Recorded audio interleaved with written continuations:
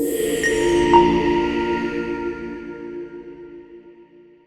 morning, everybody. I am Niatela, and I would like to welcome you to part 2 of the BrandMapp Webinar with BrandMapp. Thank you to everybody for attending today. And also please kindly note that this session is being recorded, so you will get a copy of the recording after. A big thank you to the Y5 team, Julie, Stuart, and Brandon. Unfortunately, for today's session, we are not together. We are all virtually connected, but it's always great to team up with you guys. Alka from our marketing department, thank you so very much for your hard work and efforts into ensure another successful and super webinar. Thank you to Jen and Marsha for your support. I feel like this sounds like an award acceptance speech. And sorry about that, guys, but thank you so very much. So in part 1, Brandon touched on a number of topics, including working from home, hybrid working, changes or trend changes in the restaurant fast food industries, increased consumer demand for choice and convenience, which is seen by the increases in your home delivery apps, as well as the doom and gloom of South Africa, which outside of journalism and the media is actually a much better picture than portrayed. The glass is definitely half full and not half empty as the media portrays it. Today, Brandon will, in his unmatched style of delivery, give us insights into media moves. Who's winning with the middle class, which includes understanding the new media landscape, how remote working has changed media consumption, new measures and audience profile for out of home, premium radio, and how you can't go to work without BrandMapp, as well as unexpected media synergies and insights. And should you have any questions during the webinar, please post those in the Q&A session, and these will be addressed at the very end. Over to you, Brandon. Cool, thanks, Natilla. And now yours. Say again? I'm saying the spotlight is now yours. Oh, on me, yeah. Well, it's some reasonable sunshine coming through the window. So thank you so much for having me again, Telma and Natilla and the team, and thank all of you out there for joining us. Some of you who, if you were on the first one, you might have realized that I'm a little bit data drunk at the moment. You know, I feel like that, you know, there's, if you go to a party and there's that drunk person who just thinks that they're much more exciting and interesting than they really are. So if I am that person, I'm kind of sorry. I apologize up front, but hopefully some of what I've got to show you today is kind of interesting. I've been digging around in the data, you know, it's a fairly new data set, and some of what I'm discovering is super interesting, specifically with regard to media. So I'm going to leap fairly straight in. I'm going to hope that most of you do know what BrandMapp is. For the sake of our friend Nikki, who said to me last week, if you show me those triangles one more time, I think I might slit my wrists. And I was like, no, okay, we'll come up with a better view. So very, very quickly, just need to position this. And the reason I need to do this is that if somebody joins this webinar late and takes a picture of the screen and says something in the comments box like, well, that's absolute rubbish. I mean, it can't possibly be. It might be because they've missed the beginning of the presentation, which is this. So maybe you guys can help and be part of the team and jump in. And if somebody misunderstands because they've joined late about what we're talking about, you can correct them in the chat box.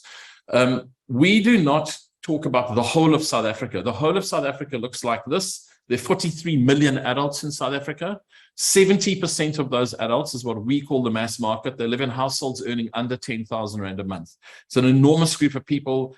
They've been very, very hard hit in many, many ways. We don't really we don't concentrate on them. We concentrate on these other two slices of the pie.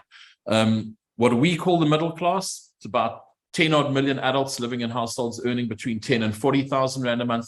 And that little top end, that little tiny slice of the pie, 5%, it's about 2.8 million adults living in top end households. Okay, so BrandMapp, what everything I'm about to show you is only talking about the top 30% of adults per household income. Okay, super important that we all understand it.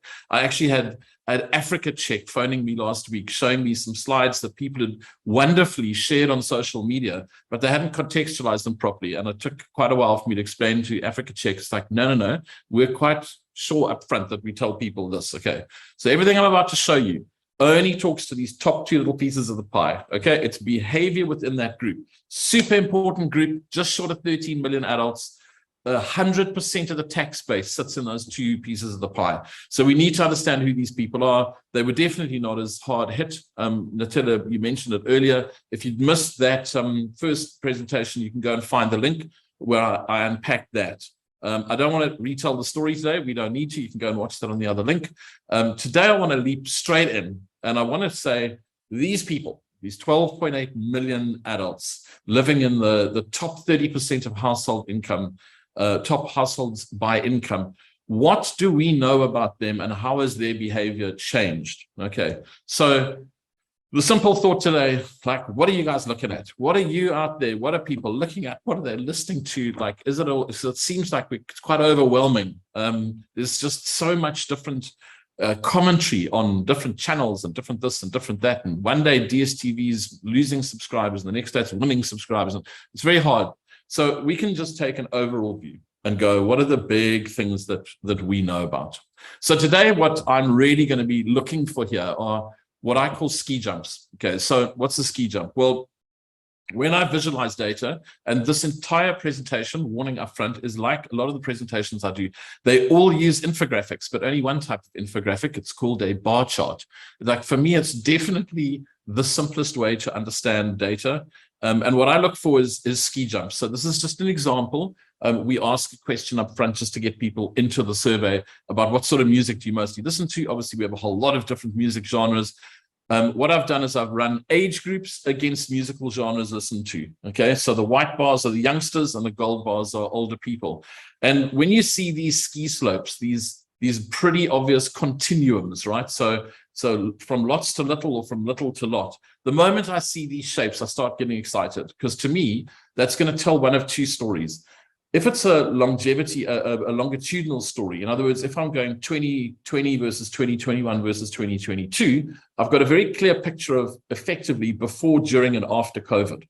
Okay, so that would be a longitudinal by year. The moment I put an age filter or a wealth filter or anything, then I can start getting a totally different story. So now I can show you by data very simply that the younger you are, the more likely you are to be listening to hip hop and rap and electronic. And then as you get older, so, welcome to what all of you young people out there have to look forward to. You start off raving at parties, then you land up listening to acid jazz, and eventually you just land up listening to classical. It's kind of like, that's what happens in life. Okay, so just an example. So as we go through, I've been looking for these shapes. That's what I'm looking for, because the moment I see these shapes, then I'm like, boom, got something. How much jazz and classical do you listen to, Natilla? I actually listen to a bit of jazz. I love jazz. It's very soothing. But classical, I would say I last listened to that a couple of years ago. But really, you still got a few years to grow into it. Okay, cool. So that's what we're going to be looking for today is a couple of these slopes. All right. So let's start at the very beginning. There are 2 massive things that I think have influenced and continue to influence media consumption. Media consumption in total, remember, I'm talking about the whole media pie here. The first thing is that we, it's super important to understand how connected we are. So I mentioned this the first time around, but I'm going to mention it again. When we ask people, how do you connect to the internet at home? So this is a longitudinal view starting 2020, then during COVID, then where we are now. Look at the radical growth in, this is total percentage of people who are connected to the internet by fiber at home. Okay, it's a pretty radical growth. So 100% growth since COVID. So what we always said was that during COVID, there were these guys driving around in cars and they were just connecting like the whole of suburbia. In South African suburbia got quietly connected while we were all under house arrest. They were wiring up everything, and pretty much, there are vast areas of suburbia that are now covered. 42% is a huge impact. And there's loads of validatory evidence for this. I found a recent report saying between July and June, Vumatel is the single biggest supplier of fiber to home in the country, their revenue increased by 26%. That's in the calendar year 2021 to 2022. So that's after COVID. Okay. So this thing continues to just, they used COVID to put the facility in, and that it continues to be a market that they're pushing, right? So we've never been more connected. Interestingly, if you put a household filter onto that, you start getting a real picture. So for households at the bottom end of the middle class, so the 10 to 15,000 rand a month households, about a quarter of them are now connected by fiber. But when you get up to the wealthiest of the households, more like 70%. Okay, so a very neat correlation. And this kind of talks to that same story of, connectivity in general in South Africa. I'm sure you've read a lot of stuff about data and like access to data and cheap data. We need all of that stuff to start happening to make the lower end of the market more connected. The good news is, if you want to go and make yourself a bit happy, go and read about the SA Connect government program. The ambition is 33,500 hotspots, community hotspots, in 2 years. They've got lots of ambitions, not quite sure how many of them will come to fruition. Hopefully they fix the electricity first before they do the Wi-Fi hotspots, but maybe not. Maybe this is more of a priority really in terms of a social upliftment. It's like we need to be connected. The world is now a connected place.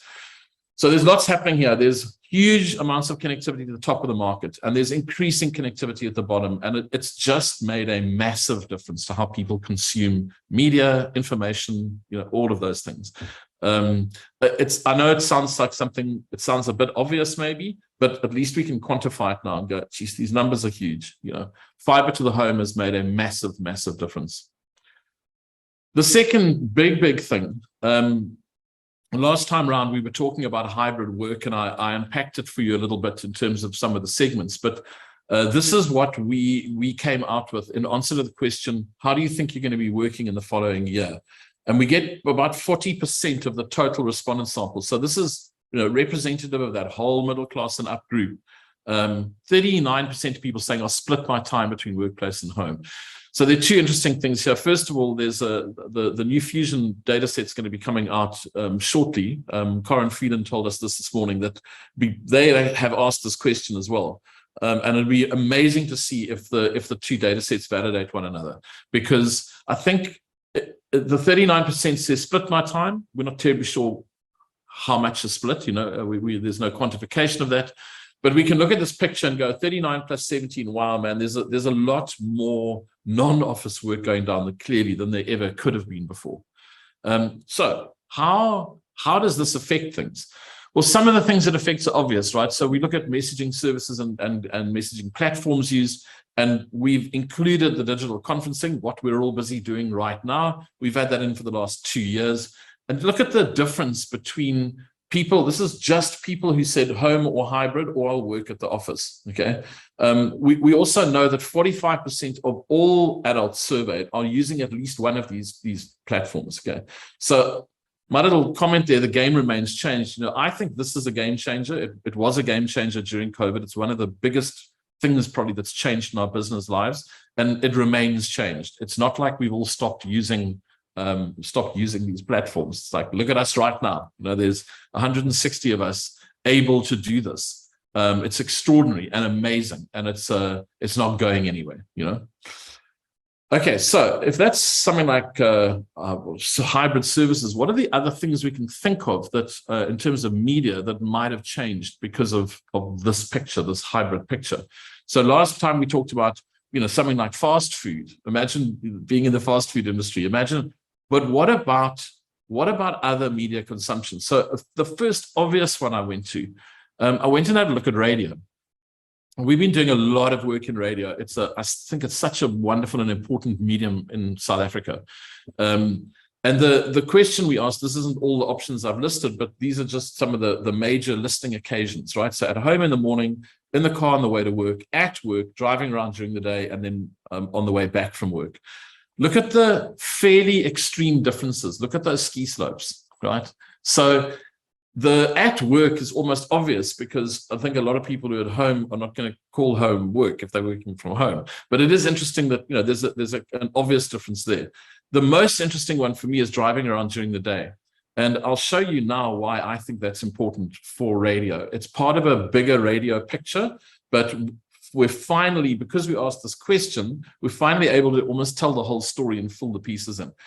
The bottom line here is that the difference between people who are working at the office, in hybrid and home, we have something measurable now, that those hybrid and home workers are far less likely to be listening to radio on the way to work, like substantially 10% skew, and much more likely to be listening driving around during the day. So there's two reasons why that would happen. One, because I'm a hybrid worker, so I'm not driving home at the end of work. I'm driving home halfway through work. That's number one. And number two is these guys are home workers. We're now driving around to see people. You know what I mean? There's a lot more driving around to go and have coffee, go to the coffee shops. Okay, so there's clearly some skews here in terms of behavior. Does it resonate? Natalia, do you think it definitely does? I mean, I don't really listen to the radio that much, but when I do, and working from home, it's when I'm driving around during the day that I switch absolutely on. So yeah, so we think it's, it could have had a fairly major impact. So let's stick on radio and just tell the full story about radio listening occasions here. We didn't measure radio listening occasions in 2020. We only measured it in 2019. So this measure we have is the year before COVID. Okay, that's the last time we measured it. And they're simple. Sorry, the text is a little bit small, but it's more important that we see the shape is what's really important.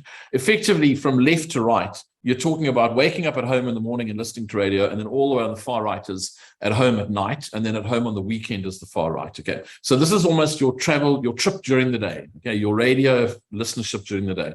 Look how similar 2019 and 2021 were up until leaving home. Like a little bit down at home in the morning, funnily enough, up in terms of morning drive. And then everything just took a little bit of a downturn after that. So it felt like radio, the impact on radio was once I've started the day. That morning radio and at home in the morning wasn't that much affected.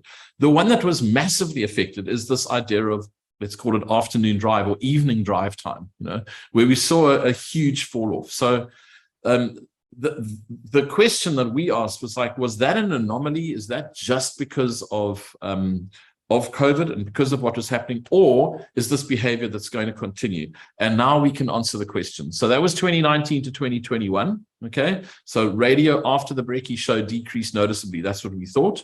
How has it changed? Well, that's 2021 versus 2022. Almost identical. Wow. As near as damn it. Just call it identical. Okay. So whatever, when you think about it, when we were in the field doing the last piece of work, it was effectively we were back in a free environment. But it's interesting because it feels to me like this validates that working at home hybrid thing, that our behavior has remained quite similar to what it was when we first came out of lockdown. Obviously, there are an enormous amount of people who work in offices and factories and the like who have gone back to work. But it feels like in this section of the market, in this 30%, that little 30% of the triangle, it feels like behavior has remained quite similar, so those habits have stuck. I think it's an amazing story for radio, and I'll tell you why, because in all my years of radio, it was always like, the poor guys trying to sell radio were permanently coming up against people going, well, no one listens to the radio during the day. I mean, it's just on your way to work and on your way home. And I look at this chart and I go like, wow, that driving around during the day is a massive opportunity to catch people at a really cool time of the day. They're driving around on their way to meeting, they're awake. It feels to me like, and again, this is middle class and up, right? The total radio landscape, I'm sure, looks quite a lot different. But if you're trying to attract these people as an audience, you've got a whole new landscape to play in. I think it's pretty cool. What's happened overall with radio listenership? Well, this is the question: how often do you listen to radio in total? Okay, not occasion, but how often do you listen to radio? And you can see that the effect of COVID, the effect of not going to work in the mornings, the effect of not going to school, it definitely had an effect on radio. We measured it at around 10%. Okay, so you got to remember it's not just on the drive to work; it's also that everyone's got these alternative means of entertainment. We all downloaded stuff. We're all streaming a lot of stuff. And we measure a 10% dip. So what's happened this year? Well, funny enough, radio, if you look at a few times a day and at least once a day, it looks like it's starting to recover a little bit. But it's very much remained where it was. So the question is, what's going on with radio? What are the interesting things? First thing I can tell you is that I think radio, we can start understanding that radio it's the whiskey of media. What do I mean by that? So those of you who, like me, have a misspent youth in bars and restaurant industry, whiskey was always called an acquired taste, right? So the older you get, the more likely you are to drink and enjoy whiskey. And in some ways, radio seems to, and I know this is hardly news. I mean, people in radio will know this, that younger people are less likely to listen to radio. But this is how we actually quantify it. So I've taken I'm looking for the ski slopes here. This is your age continuum. And I've lumped together some of those, some of the frequency measures. So just look at every day, look at the difference between, your 50-year-olds plus and an under 25-year-old, right? It's like not quite twice as likely, probably 75% less likely to be listening to radio every day. So youth is an interesting place to go looking for audiences for radio, right? Because we definitely know that there's an older skew. This chart shows it. What are some of the reasons? Well, one of the first things is podcasts. And I tell you, you were asking me about podcasts. So we've got the measure, simple measure. How often do you listen to podcasts? This is the total trend, okay? And we've been measuring this for the last 4 years, sorry. 4 years and 3 years ago, not much of a shift. And then slowly we've started seeing a nudge. So when you look at the left-hand side of this chart, which is your frequency of people who actually do listen to podcasts, it doesn't really tell much of a story. The story is out of the never. Okay, so we're definitely starting to see an uptick in podcasts. That's a fairly large growth. 12% growth gross, in absolute terms. It just means that there's a heck of a lot more people listening to a lot more podcasts. Okay. And can we now identify who the people are who are more likely to be listening to podcasts is the next obvious question. Well, put the age cohorts on that, and now you see what's going on in the podcasting world. So 40% of those under 25 are ticking a box to say that I listen to podcasts weekly. So a huge number. I think that's a significant piece of the ear pie, 20% of the monthly. So 60% of the youth are saying that I'm a monthly podcast listener. I guess the thing that I'm interested in here is, and we don't do it in BrandMapp. Maybe the BRC's got some metrics around this, but we in the industry we tend to differentiate these things. So I'll say podcast, and some say, oh, but that's not that's not like downloading radio on demand. I'm not really sure that these guys know the difference between radio on demand and a podcast. If I'm downloading something from a radio station's website to listen to it when and where I want, yes, it's audio on demand, but they might call it a podcast. It's basically it's this idea of audio on demand is what we're talking about. And it just feels to me like, geez, that's the opportunity. And I think that some of the stations that are doing quite well in growing these youth audiences are understanding this mechanism and are really taking advantage of it. Do you get the sense that a lot of young people are listening to more podcasts than radio? Shucks, I don't know that many young people, but I think podcasting seems to fit quite well with them. I mean, they like to be on the move. It's all about, when and not necessarily being forced to listen to it. So I really do think that it aligns with the younger audiences for sure. Yeah. So look, I mean, it's, somewhere in here, I just think there's, so I'm being slightly older. I've got quite a lot of friends who are now, they're in the audiobook thing, right? So they've stopped listening to radio in the car, and they're listening to audiobooks downloaded through streaming services, So there's it all comes out of, it's all out of the same pie though. So you're all going for the same share of ear. And I think understanding these metrics is really important. But bottom line, podcasting is having a much bigger effect right now than it certainly was a few years ago. So let's talk about streaming for a second. This is another one of those big questions everybody's asking. You read a lot of stuff about growth in Netflix, and then suddenly when one day Netflix is growing 70%, the next day it's losing millions of users. So we can only go by the data point, and we ask the streaming services question consistently in the same way for the last 3 years. Which of these digital streaming entertainment services do you use? Simple as that. Okay. We saw that there was an uptick from 2020 during COVID. That was the story we were telling. The question was that going to be a fad, or was it going to be something that stuck? And the answer is it stuck. Look at Netflix actually going up relatively, Showmax going up. That's a really interesting one. So I was having a conversation this morning with some of the guys in the media world, and we were talking about DSTV and how difficult it's getting to measure the impact of DSTV on our lives, because it's such a fragmented world. There was a story this morning about the Showmax Pro offering sport. Showmax has clearly been doing something right the last couple of years. Look at Spotify, even still on the increase. So it feels like that that was not a fad. That was something that we all tried out during COVID, and we've renewed our subscriptions. It is still going to have a massive, massive impact for probably forever. Look at the far left-hand side. Look at that little ski slope. I don't use any. So even that's on the way down. So the overall picture here, streaming has never had more impact. It's massive, absolutely massive. Let's talk a little bit about social media. So social media is really interesting.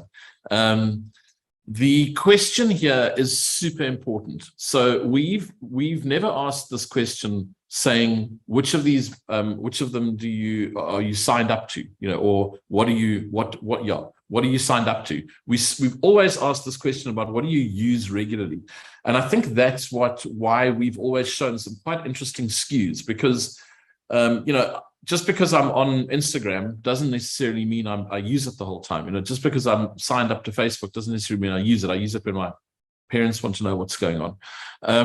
So it's an interesting shifting landscape, and we've seen it shift sort of quite a lot over the years. This is the age of just taking these top three, because to be honest, the rest of the social platforms aren't that interesting in terms of the shift year on year. But these three, which to my mind play in the same kind of space as media platforms, this is where we see a really, really interesting picture year on year. So this is what we saw last year against age. Okay. Interesting, for the first time, the 25 to 34s was the first year. So we saw these other platforms competing. The question was, what's going to happen with something like TikTok that's just blowing up? What is the effect of that going to be?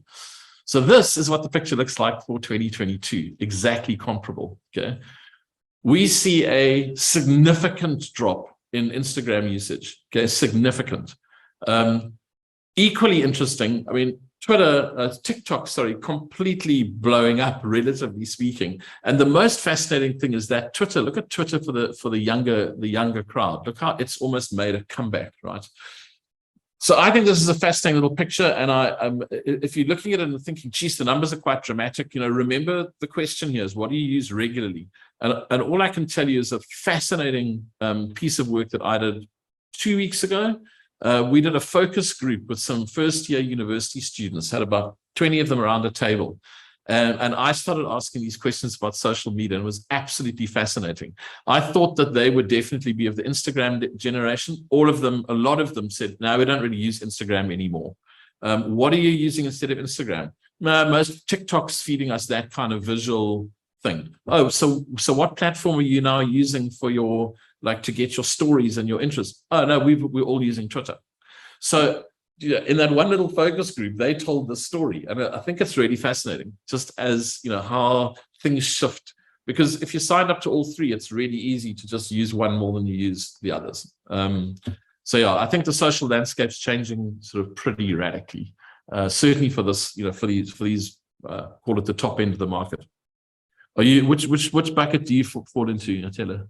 So I don't fall into any of these. I don't have any social media, unfortunately. But I do know that TikTok is almost like a one-stop shop, and this is why the younger generation can actually spend a whole lot of time on it, and that's why a lot of them Yeah. prefer it, I suppose, these days to Instagram. There's Yeah. education stuff on there. There's, just normal topical content, and yeah, it's a one-stop shop for them. Yeah, yeah. Look, it definitely feels like it's. Well, and I guess the interesting thing also is even look at the older generations and the older cohorts, how they've increased with TikTok usage. So it's not just a youth play. The reason why TikTok's having an effect is because in some way or manner or form, it has sort of grabbed the attention in a slightly different way. But I love the idea of the social landscape shifting. I think a lot of the metrics that we get off social media are what I call transactional metrics. It's like number of people who are signed up to something. It's a very different picture when you say, what are you actually using? What are you doing? It's the same as loyalty programs. We ask which loyalty programs do you use, not necessarily what are you a member of. So yeah, fascinating stuff happening in the social. Sorry, and before you move on, I know you haven't covered Facebook on that slide, but do you have any interesting insights on Facebook? Yeah, absolutely none. Facebook's the most boring social media platform of all. The insight in Facebook is that we see a slight decrease in overall usage, but it feels like Facebook's almost like this hygiene factor. And I think it's because it's a ubiquitous platform. So older people are still Facebook's now traditional media. It's not new media anymore. It's Facebook is basically like a newspaper. It's kind of there, and I think people use it when they have to, and a hell of a lot of people are using it because the older generation are still using it. So it's kind of like the connector between generations. It's the social connect. That's the way this is just my opinion. My opinion is that Facebook's the social media connector. I don't think anybody loves it that much other than an older group. The love factor for these platforms, and we've got that in the data, which one would you use if you could only use one? The moment you get under 50, Facebook loses that battle the whole time. But not much movement in Facebook. I feel like everyone's on it. It's like a hygiene factor in social media. When I say everyone, you and I aren't, but most people are. But everybody else is. Yeah. Just one other question. I see you focusing quite a bit on age with all the consumption charts. Is there a reason for that? Sure. So age is, we come from a media landscape that for many years was pretty obsessed with language, culture, ethnicity. The demographics that have traditionally defined South Africa in terms of our segmentation. And it was a few years ago that we started going like, geez, guys, if you don't understand the differences in South African society, again, we covered this in the last webinar, the median age in this country is 27 years old, right? So versus like 38 in America. We're an incredibly young country. And if you don't understand that youth and age is a far more important factor, because all of those other things, ethnicity, culture, language, all sit within an age story, right? There are just many more younger consumers in this country than there ever were before. And I think it's definitely a more practical, a more obvious, and definitely a more useful view to put on the world than any other lens if you're trying to strategize in the world of media and marketing. That's a broad sweeping statement, but I think that understanding age, and look at these continuums that we're looking at, it's like that's why age is important, because specifically in the media world, I think it's the greatest differentiator. Like weirdly enough, almost more so than language in this sector of the market, right? It's definitely the greatest single differentiator. Good question, though. Okay, so well, and to your point, like let's have a look at something like this. So we put a question about outdoor media, right? I think you might have remembered I hinted at it in the first webinar. We've been doing a bit of work with outdoor. My colleague Julie is very excited about outdoor. She thought it was a category that's worth looking into. So we put one simple metric into the data. We said, which of these outdoor media are likely have caught an advert, have carried an advert that caught your eye in the last couple of weeks. It's a pretty broad thing, but it's not saying, have you seen a billboard? I mean, obviously we've all seen billboards, especially in Joburg, but it's more about like, what caught your eye? Have you seen something caught your eye? Okay. We covered everything from billboards on the building wraps and billboards to dustbin adverts. I've just pulled out the top 4 billboard opportunities here. Okay, so a digital sign at a petrol station, a digital billboard on the roadside, a billboard on a building, and a digital billboard on the roadside. Look how different the reality of the world is for younger people. Yeah, it's super interesting. This, again, we've only just started digging into this outdoor metric, but for 30% of young people to say, I've seen a billboard in the last few weeks that's caught an advert, carried an advert that caught my eye. I just think it's huge, you know. And then you've got this beautiful ski slope, you know, just sort of going, the older you get, the less likely you are to be looking at the world around you. Or maybe it's the other way around. Maybe it's the younger you are, the more likely you are to be distracted while you're driving your car. Or maybe the older you get, the blinder you are. Maybe. The blinder you get. And you're less likely to notice these huge impacts, right? So the smaller impacts. Absolutely. But look, a key, again, you know, potentially a key insight, I think, you know, that this idea of wow, you know, if you take that as a big picture and you impose it onto the world of outdoor media, and the same picture plays through for things like street pole adverts, just about everything. Like, you know, a younger audience is more engaged, they spend more, they do more, they, you know, there's a lovely story to be told out of youth and media in general. Okay, so that's so much for all the digital stuff. So what about the dinosaurs? You know, like, is it even worth mentioning dinosaurs? When I say dinosaurs, I mean, you know, all those old traditional media that for the last 10 years we've been told are going extinct. You know, so I'm a defender of the dinosaurs. I always have been, because I think that there's a lack of understanding about the overall picture, right? We tend to look at things and go, oh, 80%, 70% of people are on Netflix. It means TV is dying. You're like, well, maybe TV is not dying. Maybe just behavior is shifting within TV, right? And I think that's the important story to understand. So I'm going to whip you through a couple of thoughts about some of the headline insets on, let's call them traditional media. We've been asking TV viewership for the last couple of years, and TV habits just haven't changed much. We still measure 71% of middle class and up adults having DSTV. So again, DSTV, I mentioned it earlier. People are thinking that DSTV is shrinking, and you know, it's not. What's happening is that within DSTV, you've got these different user groups, right? So people are giving up on premium. We only measure 35% of the DSTV audience now premium users. So a lot more people buying the smaller packages. But when you take Showmax and DSTV now, blah, blah, blah, blah, all of it, and you dump it all together, you still got a 70% footprint in the middle class and up. TV viewership, you can see the patterns. It just hasn't changed much. You know, we still measure half of the middle class and up watching at least 2 hours of TV a day. You know, a massive impact on our lives, television. And about 5% of the population saying, I don't watch TV at all. So that really, really hasn't changed. One thing we did this year was we asked this question a little bit differently.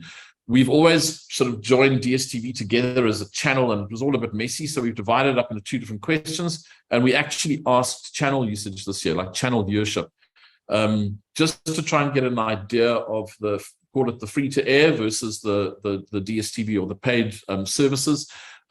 Really interesting this morning. Our friend Karen saw this chart and she was like, yep, that absolutely matches what we know from the TV guys. I don't have access to that TV, the TV data, so I wouldn't know. But apparently this looks like about the picture you'd expect. I think it's really interesting how powerful ETV is in the middle class and up. And ENCA in particular, you know, for 33% of people saying effectively it's my TV news source of choice. Hugely impactful, hugely impactful. So there's loads of this kind of stuff that sits in the data, but just thought it was kind of interesting. It's kind of interesting how TV is still a massive influence. How about newspapers? So newspapers, no one reads newspapers anymore, right? They're completely dead. And well, I don't know. Hey, it's we've asked this question the same way for the last couple of years. So if you look at more, same, less, with newspapers, with all print media, you're going to see this picture, right? But look at the things on the left-hand side. That's what's important. So I don't read newspapers at all.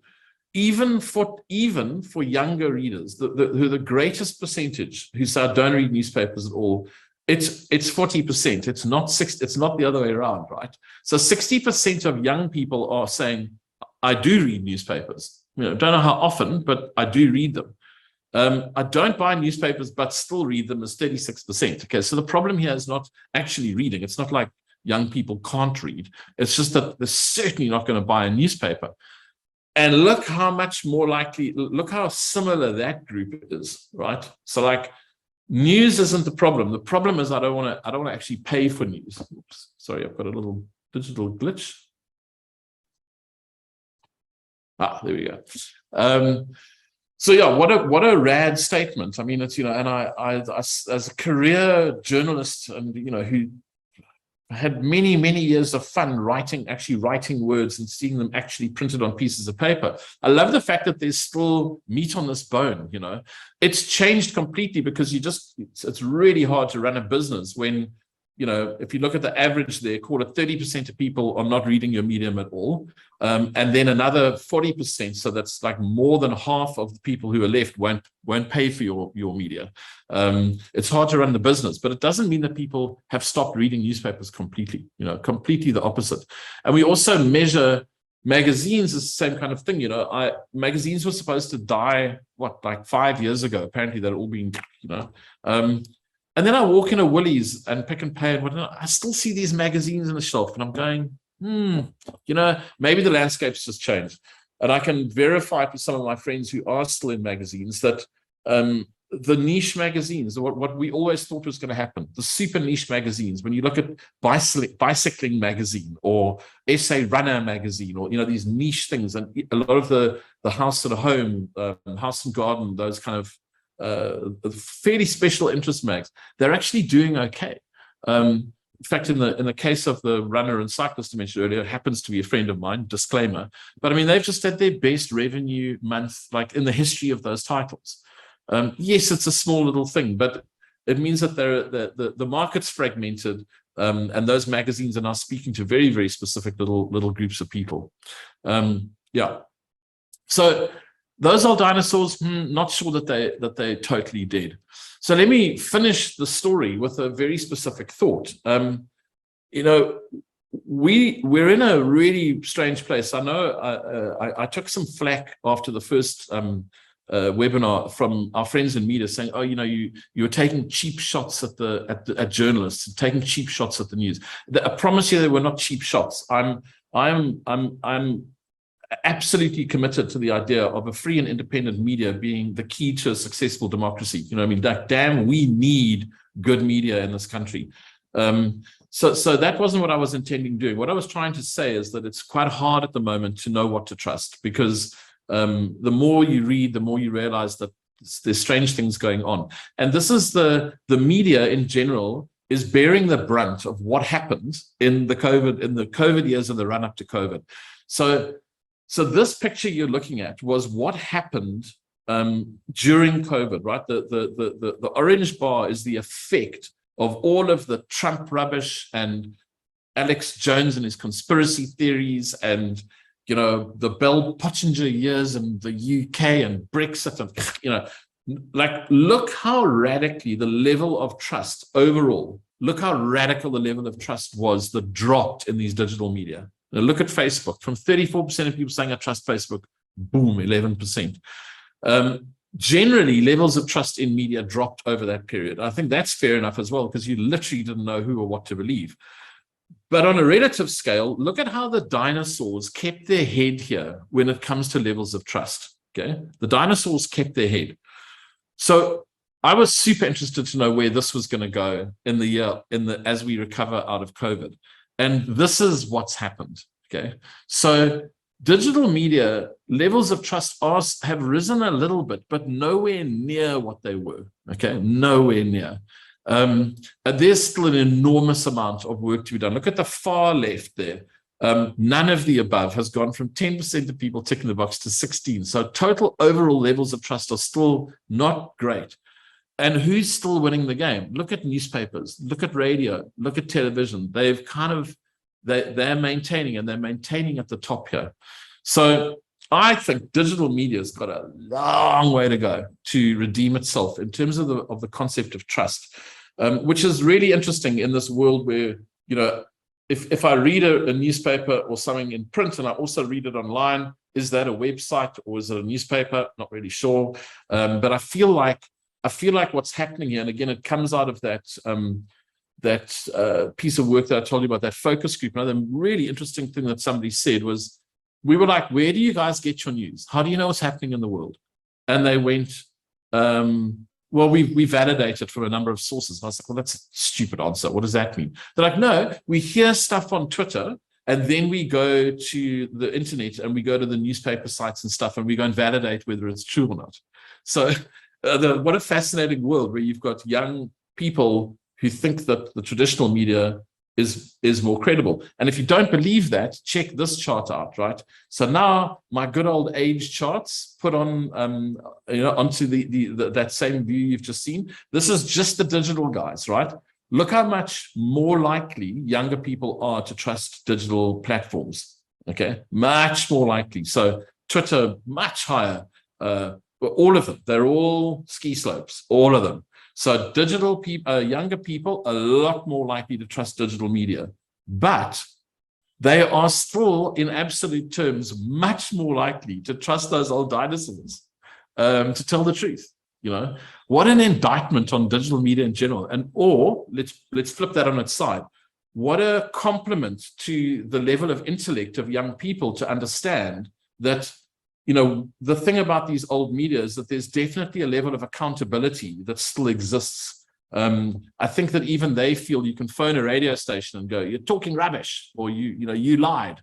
Whereas digital media, you can't do that. Half the time these websites, not these websites, the disreputable websites don't even have writers' names attached to them. You can't even email them to find out why they wrote what they wrote. And it looks like young people are clever enough to know that as well. So end of that story, end of my story for you this morning is it looks like there are these really cool shifts that have happened. Some of the continuums are great. The age story is still really, really important. I just would encourage anybody in the world of media and marketing to make that part of your discourse. You know, try and understand the world in terms of age and age continuum, and you're much more likely to make the world a happy place. Okay. So yeah, so that's my skiing lesson for you this morning. I hope you enjoyed some of it. I hope I wasn't the drunk guy at the party, just blurting on about exciting data. If you want to know more about BrandMapp, feel free to drop us a line. We can tell you more about it. I'm literally just giving you the media overview there. Obviously, there's tons more in the data on a granular level. Like we literally go down to what radio stations you listen to in which provinces.